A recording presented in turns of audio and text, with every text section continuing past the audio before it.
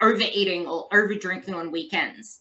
You are just going to be adding extra fat because your body is not in a state to actually use that effectively.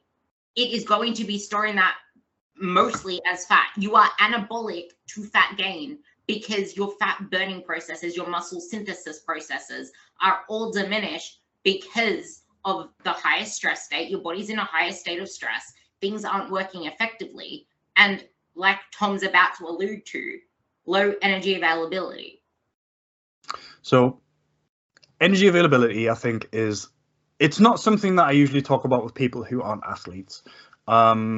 Because it's kind of, as I was just hinting at, it's this combination of high energy output and low energy intake is primarily where it comes from. But that's not to say that low energy intake on its own can't cause the problem. So here's how to think of energy availability. Your body needs a certain amount of energy day to day to just exist. So what we're talking about there is like regular cellular turnover, the production of hormones, the repair of protein that exists anyway, making your liver work, letting your kidneys do their thing. Like your body just needs energy to do all of that. And we talk about that as your basal metabolic rate. And there are a bunch of calculations you can do online to like estimate it. I just want to quickly add in one type of person because you mentioned the athletes thing. One thing that I know Luke Lehman, my mentor, something he says as well is you're technically not in an energy deficit pretty much ever if you have a lot of stored body fat because the body can use that. So if you do have a lot of stored body fat, you're less likely to be in a low energy state. But the thing is, it's still like you are still in a high stress state. So the same thing still applies. But you're not going to be using those calories effectively because what do you do on the weekends? You don't do anything as effectively as during the week when you're actually in a prime place to use the energy. But a lot more traditional people are finding themselves in this state because they're trying to stay lean or they're trying to, like, they're the skinny fat type of people where that can still apply. 100%. And I'll actually get to that at the end of this meandering monologue because there's a good example that I think is important that was actually really surprising to me when I read about it. So you've got your basal metabolic rate. Your body needs enough energy to do whatever it needs to do during the day. Wonderful. You then need additional energy to move about, to do your job, to do what I'm doing now, where like I'm sat with reasonable posture and I'm waving my arms all over the place. I'm not exercising, but I'm expending energy. That's non-exercise activity thermogenesis, or NEAT, or spontaneous physical activity, or SPA, depending what you read. And then you've got the energy that you expend during exercise. Now, what can happen is, and what we need to remember is, if you're going to do exercise, that has to take up energy. There's no way around that. To do let's say you're going to run a mile, it's going to burn somewhere around 100 calories-ish for most people. Now, just because you're under eating, even if you ate nothing, your body would still need to expend that energy to run that mile. It's non-optional, it's non-negotiable. If you do exercise, that energy is being expended. And that means that whatever exercise you do will necessarily take away energy from all of those other things that your body wants to do. And while it might be the case that for survival, it would make more sense to take away energy from exercise and donate it to making your liver work, your body can't do that because you're forcing it to exercise. And so what energy availability as a concept expresses is this idea whereby if you're under eating and doing a lot of exercise, even if you're not losing weight because you're eating enough to maintain your weight, or if you're not losing weight extremely quickly, or you're not starving to death because you've got adequate body fat, it's still possible that you could be sequestering all of the energy that your body wants to use for regular day-to-day function and putting it towards exercise. And there are calculations you can do to estimate energy availability. What you do is you work out your lean body mass. So you take your body weight and you subtract your body fat percentage. That's your lean body mass. Then you take the number of calories that you eat on an average day. You subtract from that the number of calories that you expend on exercise on an average day. And then you divide that calorie amount by your lean body mass. And that gives you an amount of energy availability per kilogram of lean body mass. And that would be really hard for a lot of general people to try to grasp because body fat percentages are far from accurate, and so are your exercise calories. Yeah, it's very, very difficult to quantify, but that's kind of how it's quantified. And it's usually recommended, and most of this research is done in women, granted, so men might be able to get away with a bit less because we don't have a menstrual cycle to worry about. It's 5 energy availability points less, so we need to be around 40 and they need to be around 35. 45. 40, that's the one, 45. Yeah, so if you fall below that, that runs into problems. But what some research is finding is that you can also look at that on a day-to-day basis. So even if you're at that 45 calories per kilo energy availability, if you're stacking that all towards the end of the day and not eating around your exercise, you're spending a lot of your day in an energy availability deficit. And that can lead to issues with the menstrual cycle, issues with hormone production. And so this is kind of a long-rooted way of saying intermittent fasting is probably not very good if you exercise a lot. Bear in mind, the person who first popularized intermittent fasting, Martin Birkin from Sweden back in like 2005, he advocated for extremely low volume training, like 3 times a week. Like, he was not doing this like hybrid training, powerlifting and marathon running and intermittent fasting all at the same time, because that's a really good way to just break yourself. Just because exposure to stress is good, that doesn't mean that the more stress you can expose yourself to, the better it's going to be. It's not how that works. But the example I wanted to give, just to close this one off, because you said something about if you've got elevated levels of body fat, you can kind of get away with it. To an extent, that's true. But a case study was, like a clinical case study was published a couple of years ago now about a collegiate level swimmer. So in his off season, he was trying to lose body fat because he was a bit overweight for the swim team. And he presented to a clinic with like completely lost libido, reduced sexual function, etc. And it was found that in the title of the paper, they describe it as extremely low testosterone. So both his free testosterone and his total testosterone were like the level of like an 80-year-old woman. And it was because he was eating something like 2,000 calories and expending something like 4,000 calories a day, just because he was a big dude and he was swimming a lot. But he was something like 17-18% body fat. So he wasn't extremely lean. Like, that is athletic. Like, no one would ever look at a person of like 17-18% body fat as a dude and think they're out of shape. But we're not talking about people who are shredded. We're not talking about people who are getting extremely lean. This is a problem that can present even if you're at a healthy body weight. So don't think you're immune to it. I was thinking more around the 30 to 40% body fat when I said that. But yeah, something I would also say you need to recognize is that all this shit is systemic stress on the body. Dieting, calorie deficits, nutrient deficits are all stresses on the body. And if you listen to my podcast with Luke Lehman, the third one where we spoke about micronutrients, the body needs those micronutrients to buffer processes in the body and to be able to create enzymes to be able to keep the metabolic processes going in themselves. If you're putting all of this stress load on the body, because yeah, you can diet really freaking hard, especially if you have a lot of body fat to lose. You can do extreme freaking diets, but you can't go adding in a shitload of marathon running and CrossFit workouts and all this bullshit on top of that, because you're going to create a catastrophe. So if you're going to do those extreme diets, they need to be under supervision with a nutritionist or with someone who knows what they're doing, because the type of exercise you're doing needs to be something that complements your nutrition. Nutrition needs to complement your exercise. Otherwise, you're just digging a really freaking deep hole. Yeah, and that I think is the important thing. A lot of the ice baths and fasting and all of that, people talk about these things as beneficial because of essentially, as we spoke about, because of the stress response. If you're exposed to a stress response, you get an increase in noradrenaline and cortisol, you get an increase in dopamine, you get improved immunity. All of these things happen as a part of the stress response.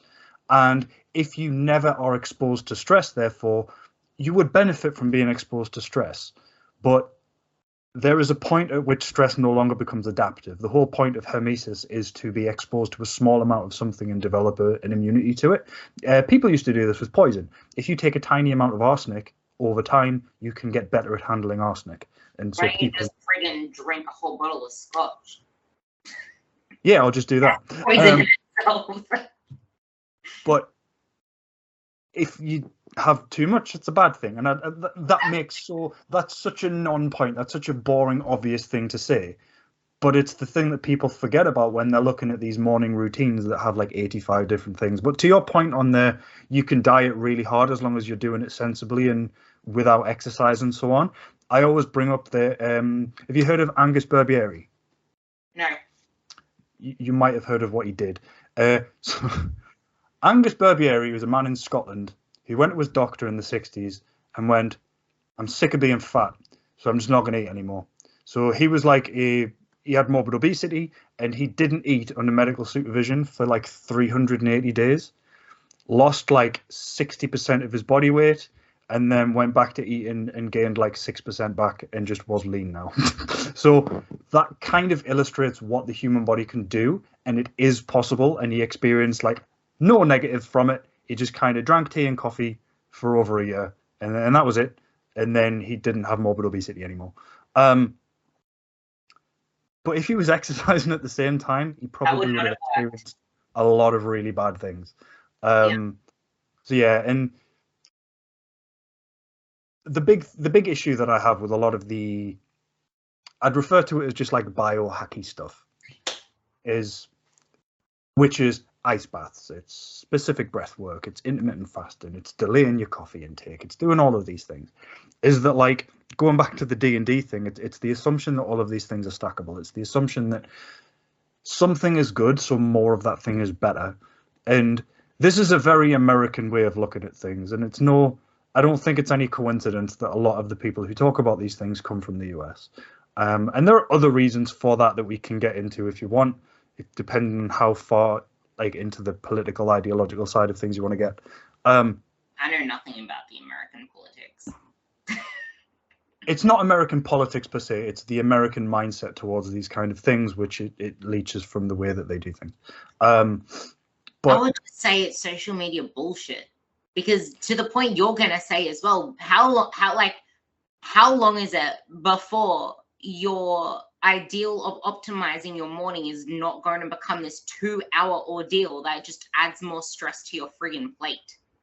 Yeah, like, oh, look at my morning routine. And this is the thing. It's like, oh, I look at that person's morning routine, and they get up, they do some breath work, and then they have a coffee, and then they go outside and do grounding, which is the most ridiculous thing I've ever heard of.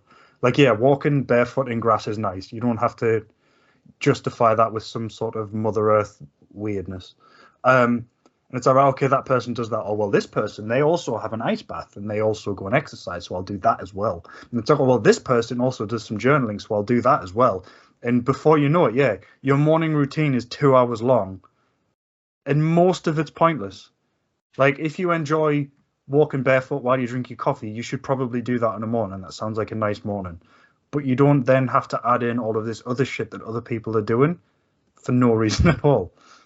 Find what your weak link is and make that your morning routine. Like, for me, I need to take action on my work straight away. For me, that is my stress reliever.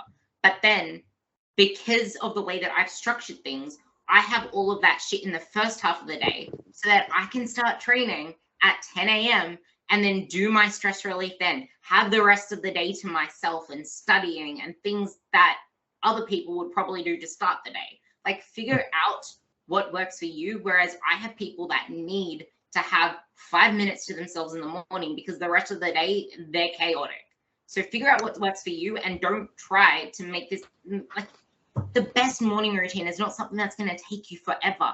It's that minimum effective dose. What's the most you can get out of the least? That should, leading on to the next thing I really, really want to freaking talk about, because I just want to clip this out and make it like this big statement because it does my head in.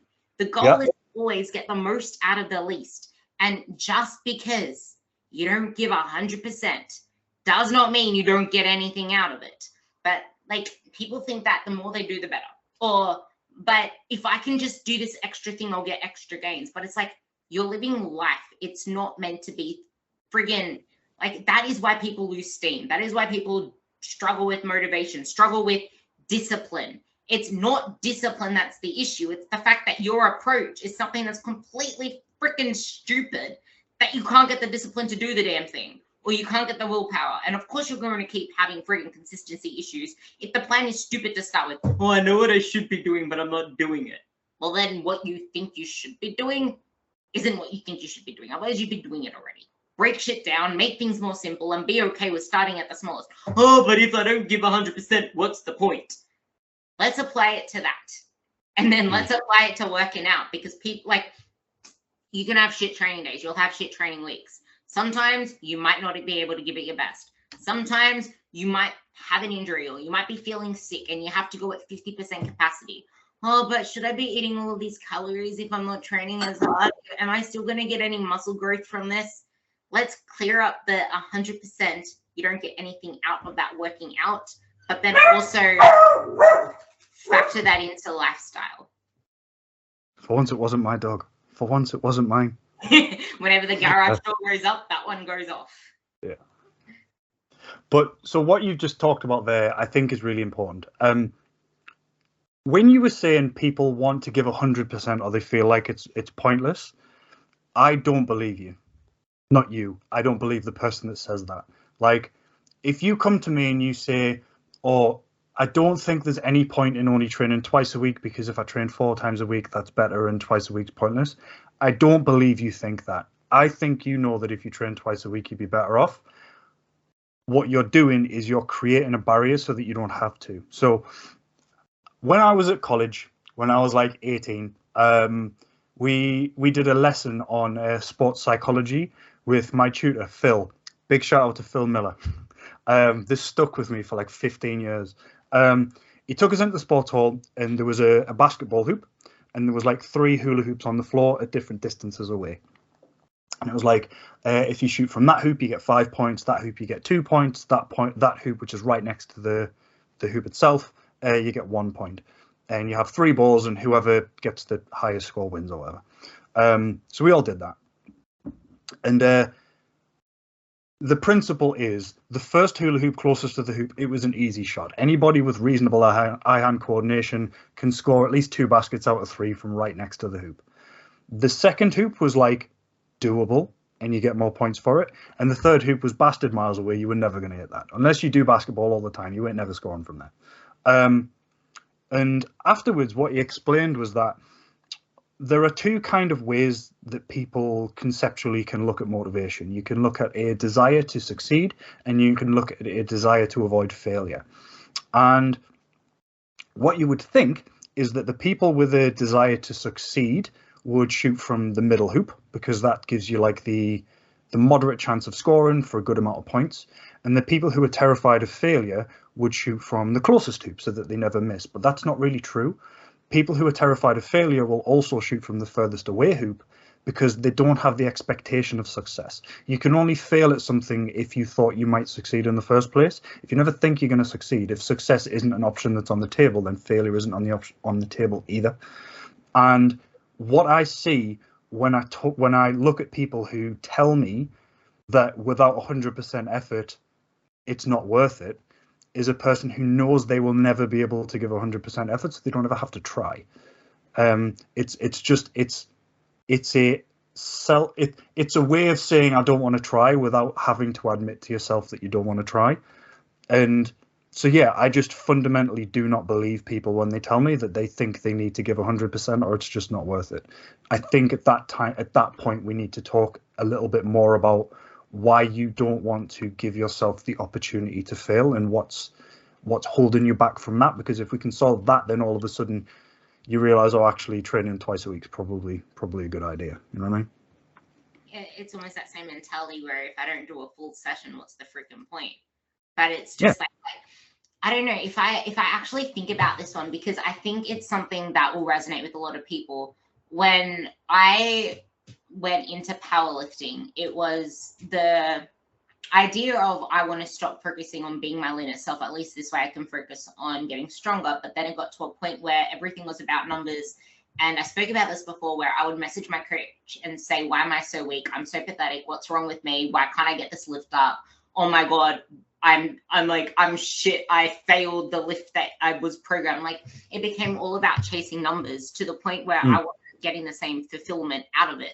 And it took a while for me to detach. Like, it is very easy to attach yourself so much to numbers that you lose the real reason you're doing something, to the point where it's not actually exciting you anymore. Like, you're not doing it to actually just improve overall. It's becoming this numbers game, to the point where, okay, you're chasing numbers, but everything else is getting sacrificed in that.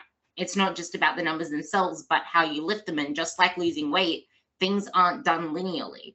And in saying what I was just saying, it's almost like you attach your worth to a certain outcome that you get versus the effort that goes in, without realizing that there are so many things that go into what impacts a training session. Like, for me now, I could have a really shit session, in that, to me, is I do not feel my glutes enough this session. That sucks. Or I'm doing an exercise and it's just like, I only feel like I worked one side of my glute because the other glute didn't do its thing. Like, there are so many ways that you can get down on yourself for a session not going the way you expected, that you feel like, that shit, I'm in a shit mood now because my gym session was crap, blah, blah, blah. I didn't get anything out of work. Like, it's almost like we have this time perception, time warp thing. And this is a really great way to sum up a lot of what we're talking about, because this time warp is almost like you need to get everything done now, or this one session is going to make or break you. This one meal is going to make or break you. We need to optimize everything to the oblivion. It's just like, you're a freaking human. You're living your life. You have like things, like, you're meant to be living your life. Things that you put inside your life are meant to enhance it. There is no point living to freaking 100 whatever, and I just picked a random number, if it's going to be a shit quality life from year 70 onwards. So what's going to improve that? Building more muscle mass, getting stronger, and being healthy on the inside, so you're not on 100 pills in and out of the doctor's office. Do things that help that. What are you going to regret in your 80 plus? Not having good relationships, not having things that make you happy, not having people that look up to you because you made them and their world a better place. Like, there are all these little things that all come together to lead to, like, it's just like, if you focus on strength, the body is going to be the outcome of that. Actually, I had a little rant with Nick yesterday. I actually want this to be something that kind of sums it up. I really did want you to talk about why MPS isn't all you need to build muscle. So if you want, you can touch on that, to actually, touch on that. But I had this rant because there are so many people. With my girls, I get rid of the scale, but it's like, if you're not focusing on the scale, what are you focusing on? Pants, clothes. But if you're like this skinny fat person, or someone who's just lost a lot of weight, and then you bought tiny clothes for that end product, but now you're trying to build muscle and you're feeling your clothes tight. So now you're conflicted and you're not putting in the effort you need to put in to build the body you know you want, because, oh my God, my pants are tight. I need to fit in these pants for summer, or whatever it is. That's sabotaging you from ever getting to that end goal. So I want you to talk about that to kind of sum this up, because I feel like that's a really important point. Yeah, and that's a difficult issue to attack from one angle. So on the point you were saying about the short-term thing, you're not going to be sat there in 2026 thinking, you know what, if I'd done better on my deadlift in April 2023, I'd be way stronger now. That's not how that's going to work at all. The purpose of each training session is to create an adaptation that will allow you to do something else in the next training session. And even that's probably thinking too short term. Each training month or each training block of 12 weeks leads into the following training block of 12 weeks. And as long as you do something over that 12 weeks that improves you in the next one, whether that is get stronger or build muscle, whether that is reduce body fat and not lose those things, or whether that's just improve technique, it means that you're going to be better off down the line. One of the things that I do with a lot of my athletes is we spend ages drilling in on basic shit. Strong feet in a back squat. Like, strong feet in a back squat is so important. Without strong feet, your ankles collapse. Ankles collapse, knees collapse. Knees collapse, hips are no good. Hips are no good, you're going to miss the squat. We focus a lot on adequately drawing tension out of the bar in a deadlift. So there's all the drills we do for that. And it feels like you're kind of wanking around for like 6 weeks, just not lifting heavier weights. But over time, week to week, your technique gets better and better and better and better. And then once you start loading up again, you're way stronger. Now, if you think short term and think every session, I need to build muscle. Every session, I need to be stronger. Every single session, I need to wake up the next day and I'm sore and I felt like I've put in a really good effort. The problem is that prevents you from doing the less taxing stuff that will make a bigger difference long term. And if you're getting down on yourself for bad sessions, you're always gonna struggle if you're getting yourself bad sessions, because bad sessions are gonna happen. So one coach that I really look up to, so like there are a few people that I really look up to in this industry. One of them is Gab Fundaro that you spoke to on the last podcast. I think she's absolutely phenomenal. Another one is Coach Dan John from the US. I should remember where, but he teaches like football somewhere. Like he's a football coach, but the way he speaks about coaching and exercise, you can tell that he's been talking about exercise to teenagers for like 80 years. Like the man is an absolute wizard. But he talks about the rule of 5. And I forget what the actual quote is, so I just kind of adapted it. But basically what he talks about is across your training career, out of every 5 sessions, one of them is going to suck. One of them is going to be incredible. You feel like you could just put anything on the bar and you can lift it. 3 of them, you're going to kind of go in, you're going to punch your card, and you're going to go home and feel like nothing of any particular worth has been achieved, but you've hit your numbers. And as long as you can maintain that average for like 10 years, you'll get really strong. And that is the way I encourage my clients to think about training, because bad sessions will happen, sometimes for reasons you can predict. Didn't sleep very well last night, didn't eat very much yesterday. Sometimes it just happens and you just have a shit session and it's fine. You can use that shit session to work on other things. So, right, okay, I'm supposed to hit these numbers on deadlift today. I ain't got that in the tank today. But what I can do is I can focus on pulling the slack more. I can focus on controlling the negatives. I can whatever. I love and all of that. I really keep talking about this very thing because people are scared to take that step back to really focus on the foundations that are going to lead to a stronger thing built on top. And the problem is it hurts your ego. And I know it hurts your ego because, like, so something I've always struggled with back squatting. It's my favorite exercise, but I've always struggled. I'm not built to squat. My femurs are too long for my torso. I have to use a shitload of forward lean in a squat, and it's not that comfortable. Like deadlifting, something I've always picked up really easily. Like at my strongest a few years ago, before a bunch of stuff happened that prevented me from training for a while. At my strongest, I hit a 275 kilo deadlift, and my squat was in like the 190 range. Like that ratio was horrendous.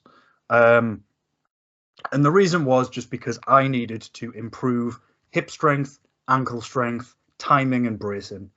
And to work on those things, I couldn't lift heavy weights. I had to lift moderate weights. It had to be fairly easy squatting. And then I got my training stimulus from doing belt squats and leg press and all that. And you can do all that kind of stuff. And it feels like, I think, the 2 barriers that people have for stripping weight off is simply ego. If you have attached some degree of identity to the amount of weight that you can lift in the gym, being seen by other people in the gym to lift light weights hurts. And I experienced that. And I work with an incredible powerlifter at the moment who is recently retired from like international competition. And she really had a lot of issues with that. A lot of her identity was attached to, I am one of the strong people in the gym. People notice that I lift a lot of weight. I really like that. Now, if I'm going to go in the gym, talking about me now, like if people are used to me going in and I'll squat 60 for a couple of reps, 100 for a couple of reps, 140 for a couple of reps, and then start working in the 160 to 180 range. If I'm now going to be seen going to the gym and squatting 70 kilos, now I'm just like everybody else. There's nothing special here anymore. My identity's gone. But you have to take that hit. You have to. This is why it's really important to listen to what I said before about life and what is it you're doing this for. And you and I are so freaking similar. It's insane. Like everything you just said, the squat, the deadlift. There was a point, like I find it really ridiculously funny that for me to warm up for squats now, I'm putting green plates on and then yellow plates, or just putting yellow plates on. Whereas before, literally the very first warm up I ever did for squats was putting on the blue plates. Squatting 60 was my warm up. and then I'd go to 70 and then 80, and then I'd start squatting from 90. And the same with the deadlift. I'd go from 60 straight to 100, straight to 120, and then I'd start from there. Whereas now it's just like 120. It's like my freaking working set if I even get to 120. But if you're letting your identity be like, but if you compare me now to me when I was doing those weights, yeah, I was way more jacked back then. But my body composition is so much better now. My life is so much better now. My health is so much better now. Like you are not just the result of your training numbers. So much happens outside of just A to B of training. Like everything that you do has a particular component